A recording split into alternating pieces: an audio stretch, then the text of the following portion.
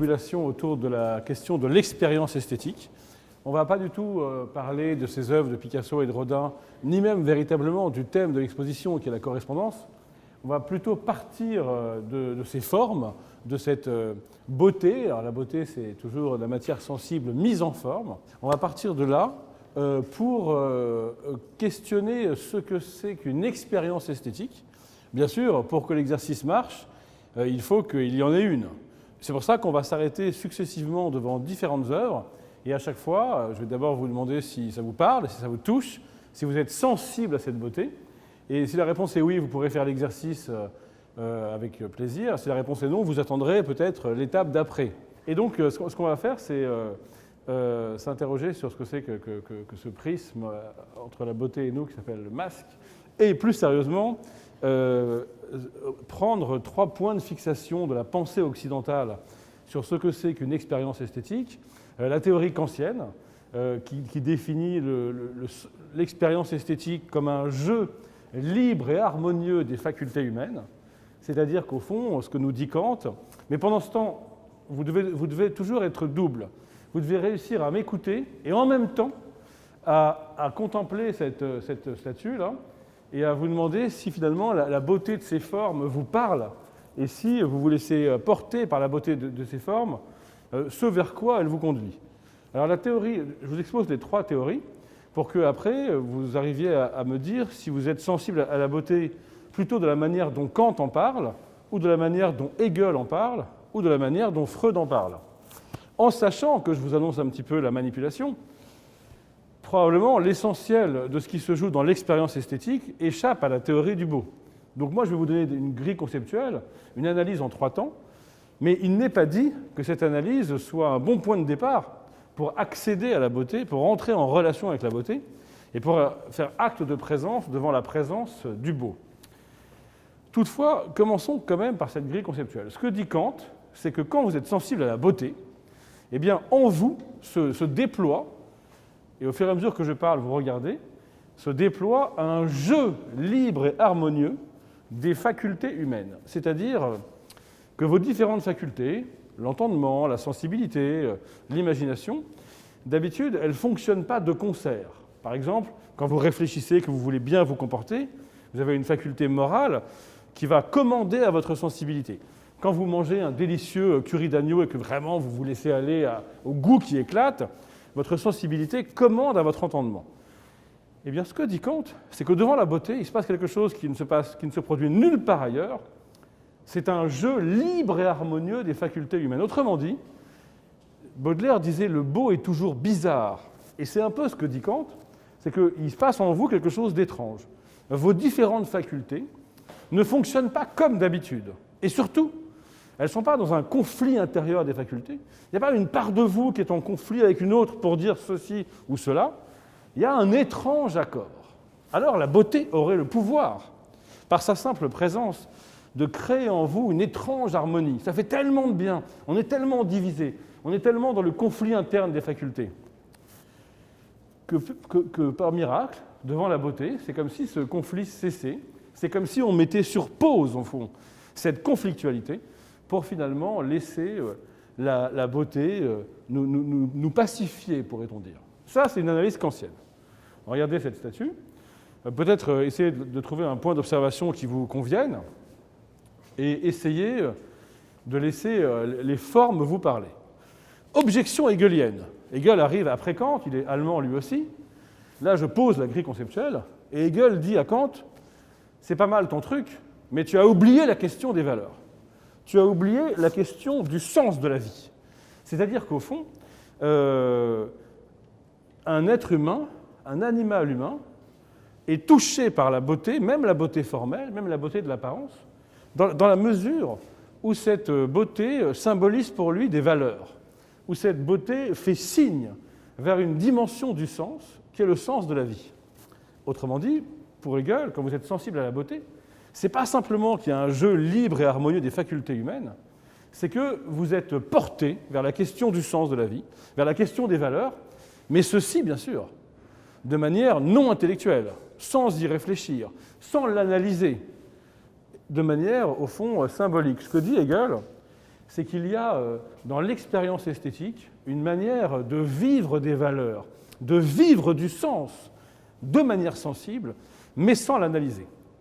Alors là, si vous êtes hegelien et si vous avez une émotion esthétique sur un mode hegelien, vous pourriez vous dire que si ça vous touche, si ça produit en vous une expérience esthétique, c'est que quelque chose du sens de la vie, quelque chose des valeurs qui comptent pour vous, est ici présentifié et vous adhérez à ces valeurs.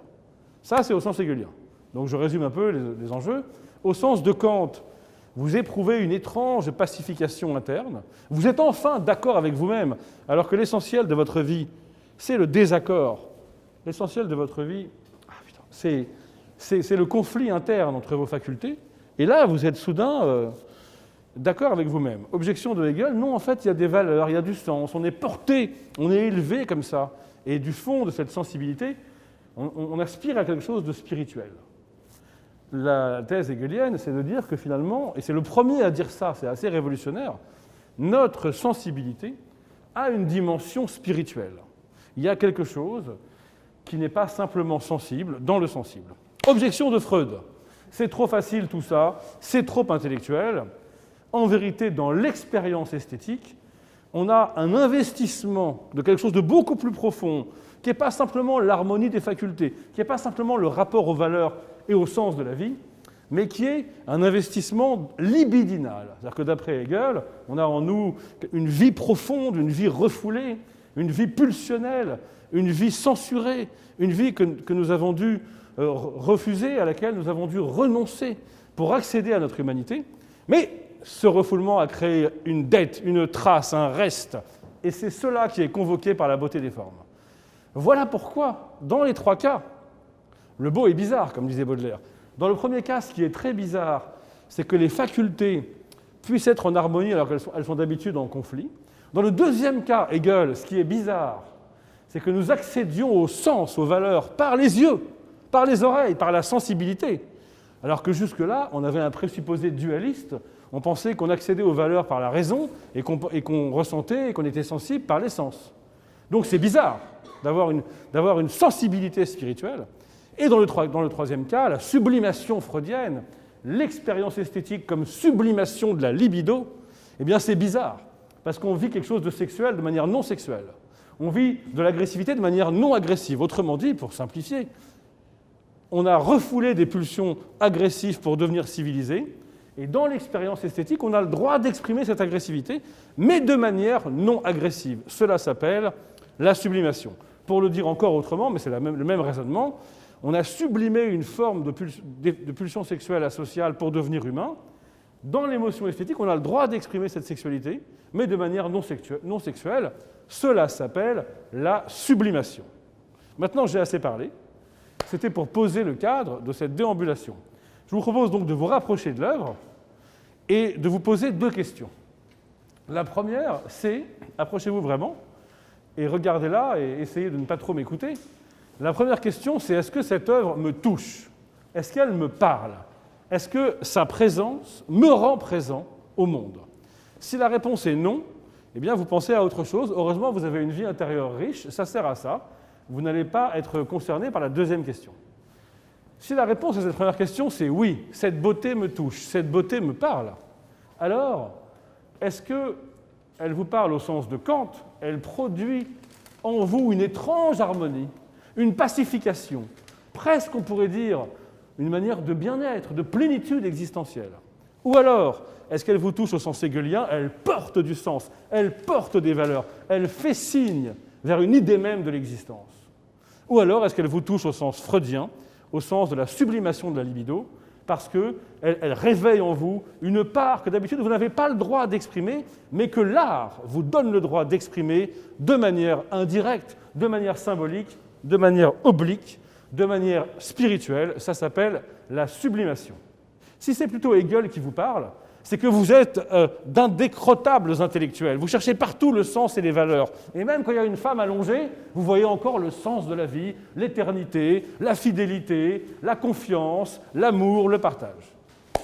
Et si vous êtes plutôt freudien, alors vous avez en vous quelque chose de pulsionnel, d'agressif, de sexuel, d'étrangement vivant. Cela même, peut-être grâce à quoi l'espèce humaine ne s'éteindra pas, et c'est cela dont vous sentez la vie en vous par la grâce de la contemplation de ces formes. Dans ce cas-là, dans les 3 cas, c'est bizarre. Parce que ce qui est quand même bizarre, c'est que c'est étrangement calme. Et pourtant, ça réveille en moi une vie follement agitée. Ce qui est bizarre, c'est que c'est incroyablement superficiel. C'est quoi ce truc? Franchement, c'est pas grand-chose, hein. C'est vraiment pas grand-chose, quoi. C'est un petit peu de forme imposée à un petit bloc de matière. Je ne sais même pas ce que c'est. Du plâtre. C'est vraiment pas grand-chose, hein. La beauté, c'est superficiel, vous voyez? La beauté, c'est superficiel. Mais pourtant, ça nous touche en profondeur. Comment expliquer que cela même qui est simplement un jeu à la surface de la matière ait le pouvoir de nous toucher si profondément? Alors, peut-être que nous n'en savons rien et que je parle pour rien dire. C'est à vrai dire la conclusion à laquelle je suis arrivé dans mon livre « Quand la beauté nous sauve ». Je le travaillais depuis 2 ans, j'avais presque fini de l'écrire, et soudain il m'est apparu que ces 3 analyses, kantiennes, hegeliennes, freudiennes, échouaient à rendre compte de ce qui se passe devant l'énigme du beau. Toutefois, à ce stade de la déambulation, je voudrais vous poser une question.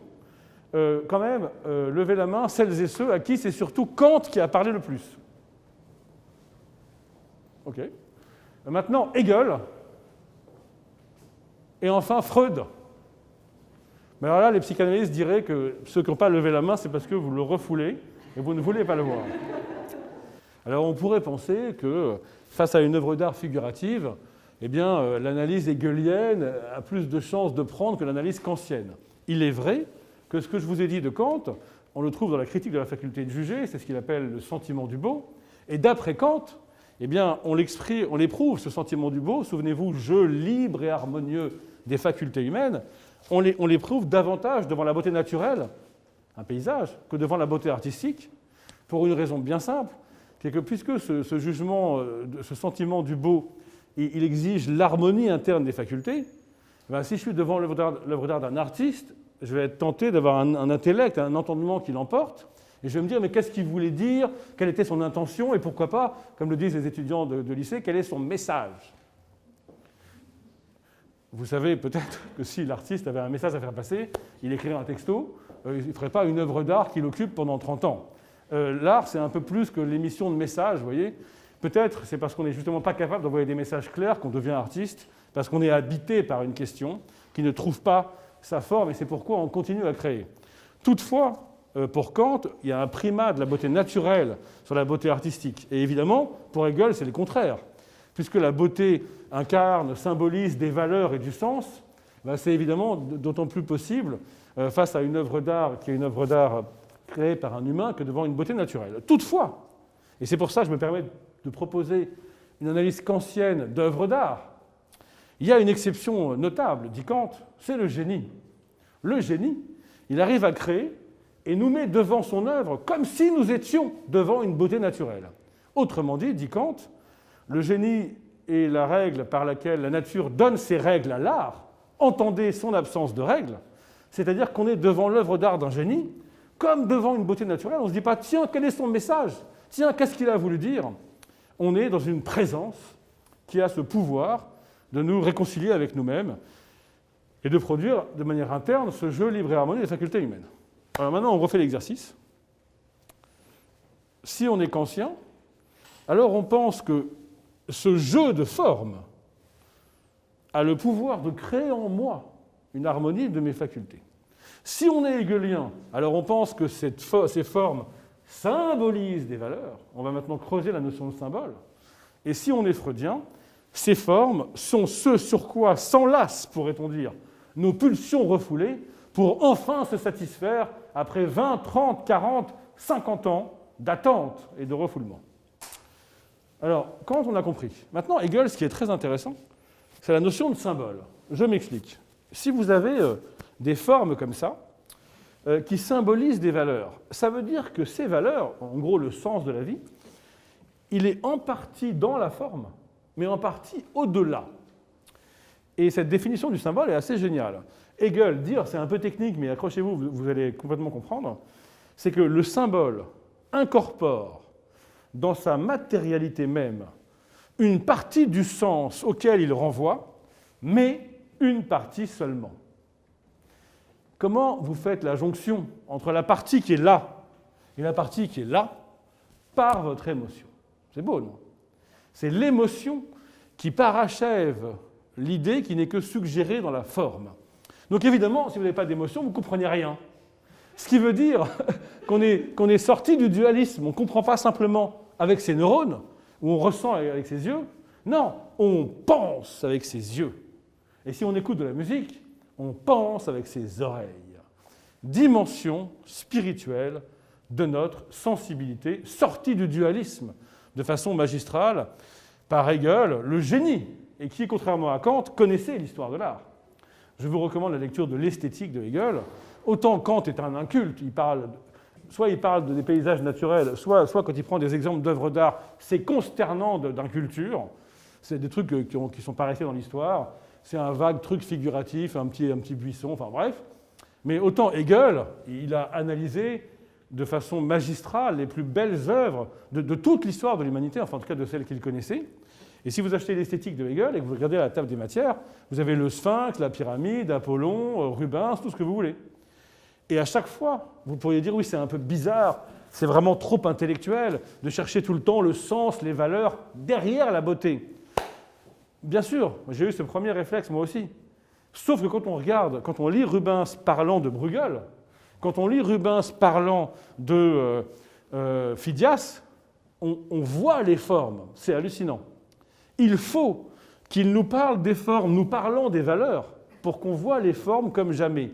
Comme si les formes sensibles ne montraient leur puissance de sensibilité qu'à l'occasion de symboliser de l'esprit.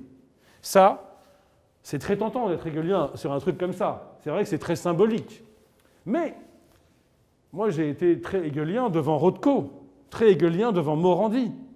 C'est-à-dire que là, c'est facile. Là, on se dit, enfin, en tout cas, j'ai l'impression que devant une œuvre comme celle-là, moi, je prends un peu parti, c'est difficile d'être plus kantien qu'hegelien. Vous voyez ?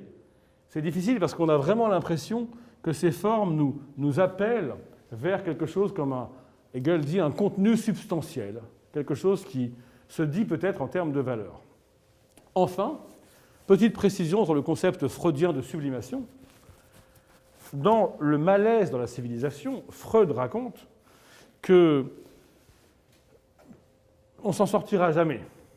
Parce qu'au fond, la civilisation exige de nous le refoulement de notre animalité asociale et qu'il n'y aura jamais d'harmonie parfaite. Donc le malaise de la civilisation est lié au fait que ce que la civilisation exige de nous, c'est le refoulement de notre vie pulsionnelle individuelle, voire de notre singularité.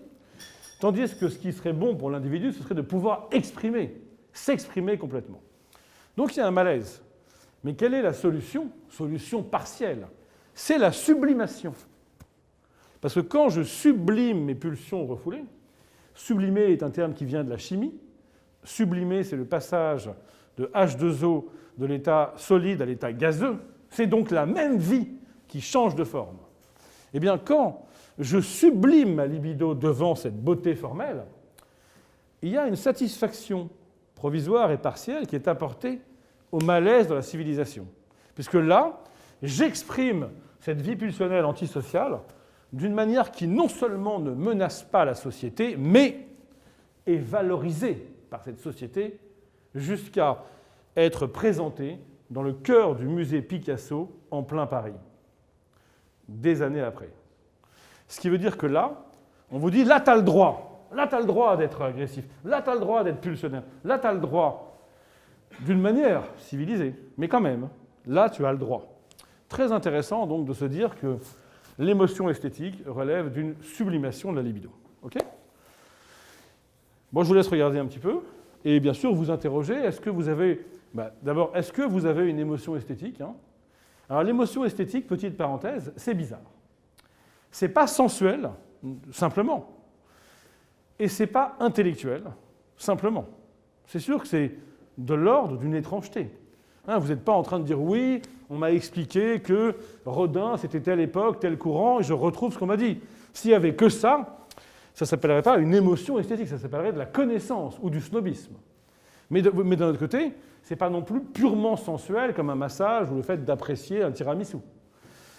Alors, l'explication kantienne, c'est que c'est entre le corps et l'esprit que ça se promène. Mais il manque dans ce entre quelque chose qui n'est ni du corps ni de l'esprit et que Freud appelle l'inconscient. Car figurez-vous, l'inconscient, c'est ni du corps ni de l'esprit, vous avez remarqué. L'inconscient, c'est pas le sujet tout à fait aujourd'hui, mais c'est du corps refoulé, c'est-à-dire qu'on pourrait peut-être appeler inconscient la mémoire du corps, au fond, ou peut-être on pourrait dire que chaque cellule de votre corps porte en vous la trace immatérielle du refoulement dont elle a été l'objet. Autrement dit, c'est cette partie-là qui serait convoquée dans l'expérience esthétique. Je vous laisse regarder un petit peu et vous poser deux questions. Est-ce que cette beauté vous touche? Si la réponse est oui, est-ce qu'elle vous touche parce qu'elle vous procure une étrange harmonie interne, auquel cas Kant a raison? Est-ce qu'elle vous touche parce qu'elle vous porte à partir de, souvenez-vous, une mise en forme superficielle vers quelque chose de profond qui s'appelle le sens de la vie, le contenu substantiel ou des valeurs, auquel cas Hegel a raison? Ou est-ce qu'elle vous touche parce qu'elle vous permet d'aller enfin satisfaire une part de vous d'habitude interdite, mais qui, ici, soudainement, se trouve autorisée pour peu que ce soit sous une forme esthétique, symbolique, indirecte, autrement dit, spirituelle. Je vous laisse réfléchir et puis peut-être me dire dans quel groupe vous vous situez. Mais pendant que vous réfléchissez, je vous précise qu'on pourrait penser que ce n'est pas incompatible. On pourrait dire qu'en fait, je vous ai manipulé et que ces trois moments s'enchaînent. Autrement dit, qu'on a d'abord une satisfaction esthétique qui fait qu'on a un sentiment de plénitude intérieure, puis qu'ensuite ce sentiment de plénitude nous porte vers des valeurs, vers du sens, et qu'enfin ce mouvement de la vie en nous est l'occasion d'une sublimation de notre libido. Kant est le théoricien du conflit des facultés. Et à la fin de sa vie, son œuvre est achevée, il est adulé. Les gens traversent des centaines de kilomètres pour venir le voir apparaître sur le pas de sa porte. Il est encore vivant. Et un jour, l'histoire est vraie, hein. J'ai raconté cette histoire dans mon livre « Les philosophes sur le divan ». Un jour, il est en train de travailler, il ouvre sa fenêtre, et il se trouve que le jardinier est malade depuis une semaine. Et que Kant, ce maniaque psychorigide, découvre une beauté imprévue. Les broussailles ont repoussé de manière impromptue. Il y a quelque chose qui n'était pas prévu. Il y a une harmonie des formes dans ces grandes herbes hautes. Et là, Emmanuel Kant se dit, comme peut-être vous aujourd'hui, c'est en tout cas l'idée, putain, c'est beau. C'est beau. Et là, il se dit, mais quoi? Toute mon œuvre, des milliers de pages, 60 ans de travail, pour reconnaître que ça échappe complètement à mon analyse en termes de conflit des facultés. Parce que là, il n'y a plus de conflit. Et quelle honnêteté! Là où les autres philosophes auraient tout fait rentrer dans le système en niant la nouveauté, il écrit « critique de la faculté de juger ». C'est beau, mais c'est sa pensée qui nous dit que la présence du beau nous rend étrangement présents à nous-mêmes. Et puis après, Hegel, quand il nous dit, voilà, il y a une dimension spirituelle de notre sensibilité, il le dit avec sa philosophie à lui. Et puis Freud, juste après, quand il nous dit sublimation de la libido, il le dit avec son concept d'inconscient. Mais écoutez bien, moi, ma thèse, que j'ai exposée dans Quand la beauté nous sauve, c'est qu'en fait, Kant, quand il explique le jeu libre et harmonieux des facultés, il a compris l'existence de l'inconscient. Pourquoi? Parce qu'il le dit avec ses mots, avec ses catégories. Il y a un truc là, qui est ni du corps ni de l'esprit. Alors, puisqu'il a ces catégories, il dit ben, c'est entre le corps et l'esprit, dans le dialogue entre les deux. Mais il a senti que c'était ni du corps ni de l'esprit. Et de même Hegel. Ouais, c'est génial quand il dit en fait on ne sait pas qu'on accède à ce contenu substantiel, mais en fait c'est pourtant ça qui est le lieu de l'émotion. On ne sait pas, c'est de l'inconscient. Okay? Et Freud de poser le concept. Maintenant, on fait une petite pause et on se demande si mon bavardage depuis une demi-heure vous aide ou pas à vous tenir présent devant la beauté et à la recevoir et à la laisser vous traverser. Ma conviction, c'est que oui et non. Surtout non, parce que l'essentiel, c'est d'ouvrir les yeux et d'arrêter de vouloir comparer ce qu'on vous a dit de Rodin avec Rodin, ce qu'on vous a dit de Picasso avec Picasso, parce que ça, c'est la meilleure façon de rater le rendez-vous avec la beauté. Donc voilà, je ne devrais pas parler. Mais c'est quand même intéressant que je parle, parce que ce que je vous dis, en vous montrant combien les philosophes nous amènent sur un chemin sans nous conduire au bout du chemin, eh bien, nous aident à nous écouter néanmoins. C'est un peu comme quand on écoute un guide et qu'on est un peu décomplexé, et que grâce à ça, on s'écoute davantage. En gros, ce n'est pas ce que vous dit le guide qui va créer l'émotion esthétique. Mais parfois, si vous n'avez pas un guide pour vous rassurer un peu, vous êtes tellement dans une inhibition que vous ne vous autorisez pas à vous écouter. C'est un peu ce que je vous propose là. Voilà, c'est des munitions philosophiques, mais peut-être qu'elles ne suffisent pas à épuiser le mystère de l'expérience esthétique. Alors évidemment, l'exposition est très intéressante en ce qu'elle montre un jeu de correspondance, beaucoup plus qu'une inspiration claire. Mais là, je vous propose un autre exercice. Est-ce que, si vous écoutez votre émotion, est-ce qu'il ne vous semble pas que quelque chose de votre émotion a été peut-être raté par les trois concepts que je vous ai proposés? Pour le dire autrement, est-ce que vous n'auriez pas d'autres idées pour parler de votre émotion esthétique? Est-ce que vous n'avez pas quelque chose à me dire sur ce que vous font ces formes que j'ai complètement raté en parlant de Kant, de Hegel et de Freud? Est-ce qu'il n'y a pas autre chose à en dire? Est-ce que finalement, ce qu'on appelle expérience esthétique ne relève pas d'une toute autre logique ou d'une logique illogique que celle que j'ai évoquée pour l'instant? Autrement dit, est-ce que vous n'avez pas autre chose à dire et à faire partager devant cette tête de femme? C'est clair qu'être dérangé, c'est quelque chose de cet ordre qu'évoque Baudelaire quand il dit « le beau est toujours bizarre ». Mais cette étrangeté, elle n'est pas vraiment présente dans l'analyse kantienne, c'est vrai. Puisqu'on pourrait dire « oui, c'est bizarre de sentir une étrange harmonie ».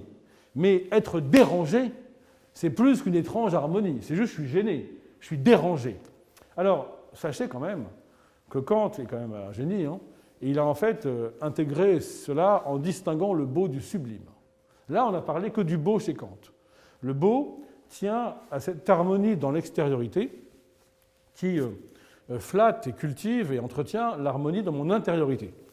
Mais le sublime est l'expérience d'une disharmonie, d'une déchirure. Et le conflit, on le retrouve. Et le conflit dont je vous ai parlé avec Kant, la critique de la raison pure, critique de la raison pratique, et qui semblait absent de la critique de la faculté de juger, ne l'était que dans la question du beau.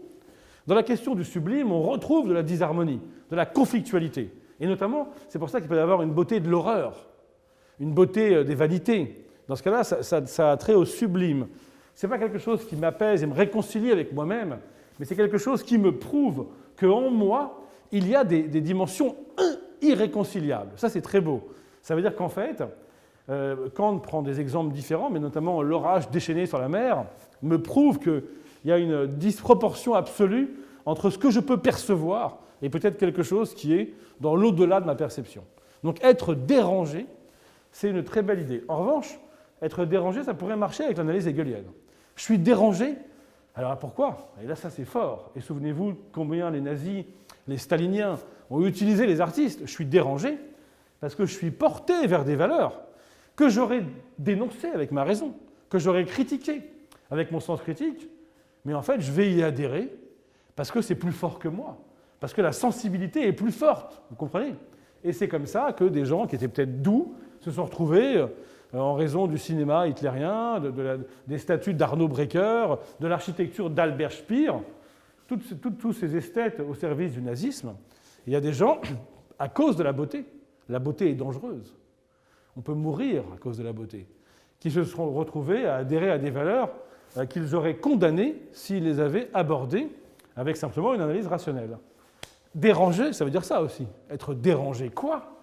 Je ne savais pas que j'avais cette part de moi, en moi, agressive, nationaliste, voire raciste. Et là, ce n'est pas simplement que je suis autorisé à l'exprimer, comme on l'a dit gentiment et poliment, c'est que je vais vers une dimension qui me met en danger et qui peut-être me conduira à ma perte, évidemment. Donc très intéressant d'être dérangé. D'autres objections? Ou simplement d'autres manières de ressentir cette présence du beau dont il pourrait vous sembler que ni Kant, ni Hegel, ni Freud ne permettent de l'approcher. On pourrait se dire, mais comment ça se fait que certaines formes me touchent autant? Soit, j'en vois qui commencent à avoir du malice dans les yeux, vous avez compris, soit parce qu'une œuvre d'art qui est voilà, un peu d'agencement formel, ça me fait un effet fou, soit parce que, par exemple, dans la sexualité, dans l'érotisme, dans le désir, on voit bien qu'il y a certaines formes qui nous excitent plus que d'autres. Pensez, mesdames, comme certains types d'épaules masculines vous excitent.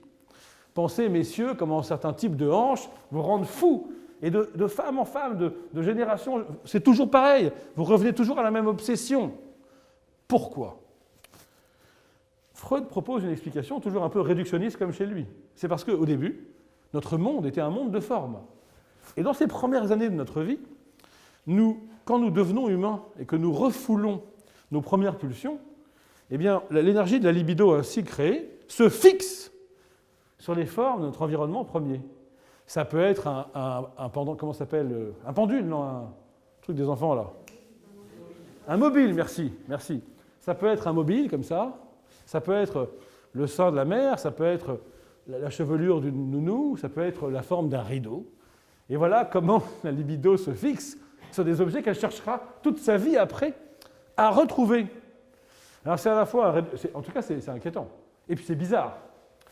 Mais ça expliquerait quand même un peu, ça donnerait une interprétation au fait que toujours, partout, de manière incessante, et je dirais sans jamais de paix, nous recherchons à retrouver les premières formes sur lesquelles nos premières pulsions refoulées se sont fixées, et aussi les premières satisfactions libidinales, les premiers émois, les premières expériences esthétiques. Je vous propose de passer à l'étage. Il est clair qu'aujourd'hui, même si on était nombreux à l'avoir senti, j'avais toujours été très choqué, personnellement. Moi, je ne suis pas un connaisseur, ce n'est pas mon métier, ma spécialité c'est la philosophie esthétique, mais je ne suis pas historien d'art. Mais j'ai toujours senti d'instinct que la femme qui pleure, quand j'emmenais mes petits-enfants voir la femme qui pleure au musée, je me suis toujours dit, mais c'est n'importe quoi en fait. Cette femme, elle pleure, elle a sûrement vraiment pleuré. Peut-être qu'il l'a fait pleurer, il a fait plus que pleurer d'ailleurs. Et puis on emmène ses enfants comme ça, regarder cette beauté, comme si on pardonnait tout au monstre, comme si l'artiste était un ogre qui avait le droit de dévorer comme s'il avait le droit de dévorer son environnement. Tout ça au nom de l'art. Vous savez, c'est très dramatique comme idée, puisque au nom de cette idée comme ça de l'artiste qui aurait tous les droits, c'est comme ça que beaucoup d'écrivains français, qui n'ont pas beaucoup de talent, vont massacrer leurs enfants, leurs parents, leurs maris, leurs femmes, au motif qu'il faut bien ça pour faire une œuvre d'art, alors qu'ils ont peu de talent et qu'ils vont juste détruire leur environnement. Et donc j'entends bien ce que vous dites, et sachez que sur Picasso, je vous renvoie au podcast Picasso, j'ai oublié le titre du podcast, c'est un podcast féministe qui relie l'histoire de l'art à travers la manière dont les femmes ont été invisibilisées par des hommes. Alors, ça ne s'appelle pas les couilles sur la table, mais ça s'appelle, j'ai un trou de mémoire. J'ose pas dire. Allez-y, la chatte. S'épilait-elle la chatte? Voilà, c'est ça, Vénus s'épilait-elle la chatte, c'est ça le titre du podcast. Et en fait, c'est terrible, mais c'est terrible ce qu'on apprend, et c'est des faits avérés, c'est que cet homme n'était vraiment pas quelqu'un de bien, mais à un point qu'on n'imagine pas. On connaissait les histoires que lui était, évidemment, consommait toutes les femmes qui posaient pour lui comme étant ses possessions, pendant qu'il enfermait sa femme à clé pour qu'elle ne puisse pas le tromper. Tout ça, on savait. Mais là, on découvre, on va beaucoup plus loin dans l'immoralité du personnage et dans le fait qu'il s'est mal comporté au sens moral de façon assez profonde. Donc ce n'est pas le sujet aujourd'hui. Et d'ailleurs, ça n'empêche aucunement, je trouve, l'émotion esthétique devant une œuvre, aucunement. Mais bien sûr, on est conscient de ça, et aussi on est conscient de cette nouvelle donne qui fait que maintenant, en sachant cela, peut-être qu'on progresse aussi dans le questionnement de ce que c'est que l'artiste et ce que c'est que le rapport de l'artiste à son œuvre. Mais comprenez-moi bien, mon propos est surtout pas de disqualifier certaines œuvres au motif que les créateurs de ces œuvres se seraient mal comportés. Pas du tout. En revanche, je trouve ça intéressant de le savoir. Et je trouve ça intéressant d'accorder une prime pas financière, hein, à des artistes géniaux, mais qui en plus ont eu le talent humain de bien se comporter. Et figurez-vous qu'ils existent. Et en philosophie, on va sacraliser Althusser alors qu'il a étranglé sa femme, et alors que Hegel se comportait hyper bien et qu'il est aussi génial, et on en parle, et on est moins fasciné. Et bien c'est à nous aussi, c'est à nous de changer. C'est à nous d'apprendre à ne pas être fascinés que par des monstres, parce qu'il y a aussi des gens géniaux, non monstrueux. Et peut-être un jour, on réécrira l'histoire de l'art et l'histoire de la littérature, non pas à la lumière d'un critère bassement moralisateur qui fait qu'on exclurait des Roman Polanski ou d'autres parce qu'ils sont mal comportés, pas du tout.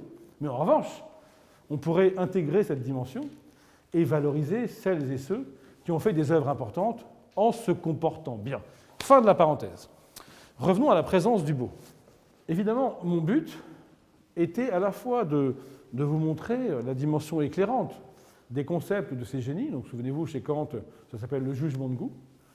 Chez Kant, ça s'appelle le symbolisme. Et chez Freud, la sublimation. Je vais repréciser un petit peu de concepts pour vous montrer, par un effet miroir, que l'essentiel de ce qui se passe entre la beauté et nous, c'est ce que ces concepts échouent à saisir. Mais avant cela, de manière un peu bizarre, je vais renforcer les concepts. Kant nous explique quelque chose d'assez fort conceptuellement, qui est que quand on dit c'est beau, pour que ce jugement, on appelle ça le jugement de goût, ou le sentiment du beau, soit pur, il faut qu'il soit caractérisé par une triple absence. C'est un jugement, c'est beau, au cœur duquel nous nous écoutons avec une incroyable audace. Vous vous rendez compte que vous n'osez même pas dire à votre boss « Oui, j'aimerais partir un peu plus tôt ce vendredi ». Vous n'osez même pas dire « Oui, je juge que cette loi est mal faite ». Vous n'osez même pas dire « J'ai pas envie de le mettre ce putain de masque ». Vous n'osez même pas émettre des jugements si simples que ça. Vous n'osez pas. Et puis là, devant la beauté, sans même argumenter, avec une incroyable confiance en vous, soudain revenue, vous déclarez que c'est beau. C'est dingue. C'est même pas moi, je trouve ça beau. C'est beau. Je déclare une vérité universelle, sans même prendre le temps d'argumenter. Eh bien, pour que ce soit pur, ce sentiment du beau, Kant dit qu'il y a 3 absences, 3 conditions. C'est un jugement sans concept. Je ne dis pas c'est beau parce que. C'est parce qu'il n'y a pas de parce que c'est beau. C'est un jugement sans intérêt. Je n'ai pas d'intérêt personnel, ni moral, ni financier, ni quoi que ce soit à déclarer que c'est beau. Et c'est un jugement sans finalité. Je ne m'interroge pas sur la finalité poursuivie par l'artiste. Et si c'est un génie, ben j'y arrive parce que comme c'est un génie, je ne me dis pas qu'est-ce qu'il a voulu dire. Alors évidemment, maintenant, celles et ceux qui ont levé la main en tant que kantiens, est-ce que vraiment vous étiez au rendez-vous de cette triple absence? Est-ce que vraiment vous avez mis un jugement sans concept, sans intérêt, donc désintéressé, et sans finalité? On voit que c'est très intéressant intellectuellement. C'est rarement le cas en fait. Néanmoins, ce que veut nous montrer aussi Kant, c'est que le snob n'a rien compris à l'expérience esthétique. Le snob, il croit qu'il sait. Vous voyez, le snob, il dit c'est beau parce que toi, tu ne peux pas comprendre, mais moi, je sais. Mon livre, Quand la beauté nous sauve, je voulais l'appeler La beauté expliquée au snob. Je ne l'ai pas fait pour une raison commerciale évidente. C'est que si c'était ça le titre, eh ben, ça n'aurait été acheté ni par les snobs, ni par les autres. Donc, je n'aurais pas eu de lecteur. Eh bien, néanmoins, c'était l'idée. C'était une sorte d'énervement contre le snob qui croit qu'il sait et qui pense se distinguer socialement par son goût. Alors que Kant nous dit, voilà, sans concept, sans finalité, sans intérêt, désintéressé. Ça veut dire un truc quand même très beau, conceptuellement. C'est que du fond, et c'est ça aussi l'émotion esthétique, du fond de ma subjectivité, je vise et touche l'universel. Je n'ai pas besoin de passer par la culture, par les codes. C'est moi qui sais. C'est beau, non? C'est vrai que l'émotion est le seul critère. Le critère, c'est qu'il n'y a pas de critère. Ça, c'est Kant, ok? Hegel, pourquoi c'est ultra puissant le symbolisme? Parce que ça n'est ni de l'incarnation, ni du pur sensible. L'incarnation, c'est quand tout le sens est dans l'œuvre. L'incarnation, c'est il n'y a pas d'émotion pour faire le chemin entre ce qui n'est que suggéré, symbolisé, et le sens qui est dans l'au-delà. Donc ce concept de symbolisme est absolument génial. Et en fait, c'est l'occasion pour Hegel de dire que dans toute l'histoire de l'humanité, en gros, l'art est toujours symbolique. Alors il y a une exception pour lui, c'est l'art classique grec, la statuaire classique, parce que pour des raisons qui regardent le système hegelien, à ce moment-là, ce qui est à dire, contenu substantiel, et la manière de le dire, forme, contenu, forme, sont en adéquation parfaite. Mais pour Hegel, ça n'a eu lieu que pendant quelques années. Manière de dire qu'avant, l'art était symbolique parce que le contenu substantiel était trop immaîtrisé. Et après, avec le christianisme, l'art ne pourra que redevenir symbolique parce que comment voulez-vous incarner parfaitement Dieu absolu dans un tableau ou dans un bout de marbre? Très fort le symbolisme quand même, parce qu'au fond, moi je trouve que là il y a un énoncé intéressant. Est-ce qu'une œuvre d'art n'est pas toujours symbolique? C'est-à-dire, elle fait signe vers autre chose, tout en étant quelque chose de beau. Hegel, symbolisme. Enfin, Freud, sublimation. Ce qui est magique, c'est rien ne se perd, tout se transforme. Ce qui est magique, c'est de se dire que là, j'ai 48 ans, et ce truc-là éveille en moi, et satisfait, et un peu règle un problème que j'ai eu à 18 mois, et qui depuis attend son heure. Parce qu'il y a un truc qui n'est pas réglé, et que provisoirement, l'émotion esthétique me propose de régler. Mais voilà, j'en ai rajouté une couche sur les concepts pour vous laisser mesurer combien l'essentiel résiste à cette analyse, évidemment. Alors regardez un peu, je vous laisse choisir l'œuvre que vous voulez d'ailleurs. Éventuellement, les œuvres présentes peuvent avoir aussi une fonction de réminiscence, vous rappeler d'autres œuvres qui vous ont marqué. Et là, évidemment, que les explications que j'ai proposées nous permettent de nous approcher d'un mystère, qui est le mystère du beau, et que ce mystère, évidemment, résiste à l'explication, et même à l'interprétation. Il est plus fort. Du coup, et ce sera une façon d'aller vers la conclusion et d'ouvrir peut-être le débat avec vous, pourquoi j'ai fait ça? Pourquoi je vous ai proposé une grille conceptuelle alors qu'elle est insuffisante pour nous dire, nous permettre d'éprouver ce que la beauté nous fait? Et là, il y a deux réponses possibles à cette question, que je pourrais formuler autrement. Pourquoi une analyse philosophique par rapport à un objet qui est beau parce qu'il échappe à l'analyse philosophique? Je précise au passage que ce que j'aime dans la philosophie, dans la raison philosophique, c'est toujours quand elle se confronte à ce qui la menace. Par exemple la foi, par exemple la folie, par exemple la beauté. Donc déjà, moi ce que je trouve intéressant dans la philosophie, c'est son mode échec en fait. C'est quand elle n'y arrive pas.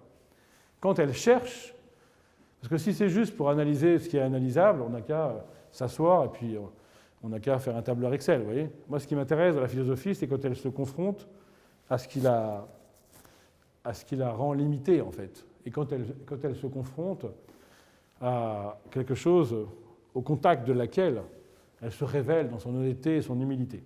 Mais bon, passons. Deux réponses possibles. Soit, comme le dit Nietzsche, on ne devrait pas commencer par analyser.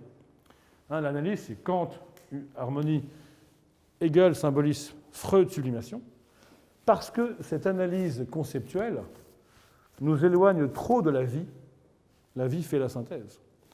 Et d'après Nietzsche ou Bergson, quand on s'est ainsi éloigné de la vie dans le concept, on ne la retrouvera jamais.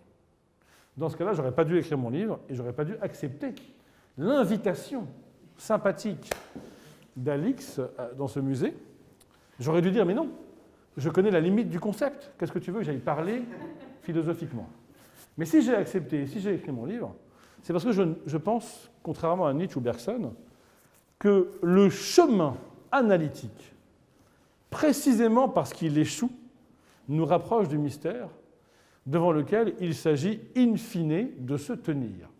Mais si vous ne travaillez pas, si vous n'étudiez pas, Si vous n'essayez pas d'expliquer ou même d'interpréter, vous allez vous tenir devant le mystère de façon encore moins pénétrante. Je veux dire en gros que cette analyse philosophique nous permet d'avancer. Et puis c'est comme un ponton. Puis à un moment, on saute dans l'eau. Mais plus on avance, plus on comprend, plus le mystère qui demeure est pénétrant. Mais si on ne comprend rien, qu'on ne se pose aucune question, et qu'on dit juste c'est le mystère, c'est beau, ben finalement, on arrive moins à approcher le mystère. Manière de dire que, en réduisant un peu le mystère, en fait, on l'épaissit, puisque le mystère qui résiste est d'autant plus fascinant qu'il a résisté à des analyses qui ne sont quand même pas celles de débutants de la pensée. Donc c'est très intéressant de prendre ce chemin de la raison, de prendre ce chemin analytique, de prendre ce chemin conceptuel, pour in fine mesurer qu'il est insuffisant et que la réalité de l'œuvre est bien plus forte que tout ce qu'on en dit. Eh bien, comment ça s'appelle? Quand la réalité est plus forte que les représentations. Comment ça s'appelle quand la réalité vient balayer les fantasmes, les projections imaginaires, les représentations? Ça s'appelle une rencontre. C'est ça, une rencontre. Vous avez chatté comme ça sur une appli de rencontre, vous vous êtes fait un film, vous avez projeté, vous vouliez approcher quelqu'un, on vous a dit des choses, vous avez eu des stratégies, et puis un jour vous rencontrez cette personne, et sa réalité, ce n'est pas qu'elle est mieux ou moins bien, c'est qu'elle est plus forte que l'idée que vous vous en étiez faite. Elle vient balayer. C'est ainsi que Christian Bobin raconte sa rencontre avec Pierre Soulages. Et c'est ainsi d'ailleurs que j'ai vécu ma rencontre par exemple avec Rothko.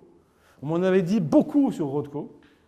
Et un jour j'ai été devant un Rothko et j'ai senti que tout ce qu'on m'avait dit n'existait plus, était balayé par la puissance d'une réalité. Eh bien, j'ai envie de vous proposer cette expérience-là, à l'occasion de cette promenade, que peut-être vous rencontriez une beauté, une forme qui, en faisant acte de présence, est finalement plus forte que les idées qu'on s'en fait, vient balayer les représentations et vient finalement surgir dans sa présence. Je conclurai sur le mot de surgissement, un mot qu'on trouve, pour le coup, chez Merleau-Ponty, parlant de Cézanne, de la montagne Sainte-Victoire ou des fruits dans les natures mortes. C'est qu'il y a un moment où ce qui est fascinant dans une œuvre d'art, c'est que quelque chose surgit devant nous, est en train de surgir maintenant. Ce n'est pas une forme arrêtée que le temps a conservée. La beauté, c'est la vie même du monde, au fond. C'est pour ça que la beauté réenchante le monde, parce qu'elle rend le monde vivant. Quand vous voyez la montagne Sainte-Victoire, même si vous l'avez vue peinte par Cézanne, le jour où vous êtes devant elle et où sa beauté vous touche, vous la voyez pour la première fois. C'est-à-dire qu'elle surgit, elle se manifeste comme ça, elle va au-devant de vous, et à chaque fois que votre œil d'esthète est touché par la beauté, il fait surgir le monde, ou la chose, ou le portrait, ou le paysage, de manière inédite, devant vous. Voilà pourquoi c'est intéressant d'ouvrir les yeux. Intéressant de ne pas avoir la tête farcie d'idées et de représentations et de théories. Mais comme vous l'avez compris, ma démarche, ce n'est pas de dire dans ce cas, ne théorisez pas. C'est remplissez-vous de théories, de concepts, d'analyses, pour finalement vous rendre compte, devant la beauté, qu'elle est plus forte, qu'elle a ce pouvoir, finalement, en surgissant dans sa présence, de vous rendre vous-même, soudain, tellement plus présent. Je vous remercie.